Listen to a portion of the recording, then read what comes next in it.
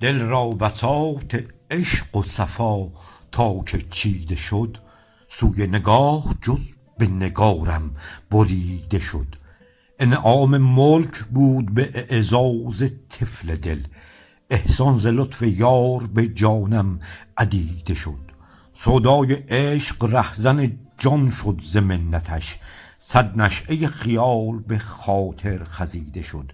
با دیده اش وجود مرا شور عشق برد، از فتح لب سخن به عنایت شنیده شد. هر جا به هر عنایت یارم بهار گشت، در کوی دل نسیم خیالش وزیده شد. در شرح و بسط سر زلف گل عذار، صدها هزار چه چه زن پر کشیده شد. غوغای بلبلان به میان هوای باغ، آواز عشق باغ به گلها رزیده شد. در وصله خاطره های میان باغ، بر داغ سینه چاره ز وصلت دمیده شد. در چین زلف پرشکن یار بت شکن، صد بت شکست یار به یاری گزیده شد.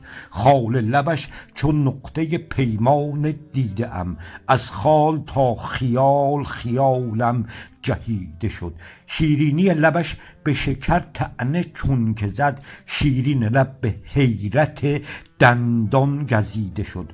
با شوق دیدن خم ابروی دلبرم، قد چون کمان ابروی یارم خمیده شد. از نور روی یار چو بر جان و دل دمید، دل غیرتش گرفت و ز غیرش رهیده شد. استغفرالله آمدم از غیر او به لب، لب تا به لب چو بوسه عرفان چشیده شد. سبحانه که پاک و منزه شود دلی کز نور روی یار میانش دمیده شد. الله اکبر از همه اعجاز روی یار، حسن جمال او به همه دیده شد. الحمدلله این همه بخت خوش مرا، چون با برات یار دعایم خریده شد. الا الله ز اوست پی لا اله من، چون بی بدیل صورت او آفریده شد. من طالبم نگاهم از او بر نمی کشم، عقل و دلم به هم چنینم تنیده شد.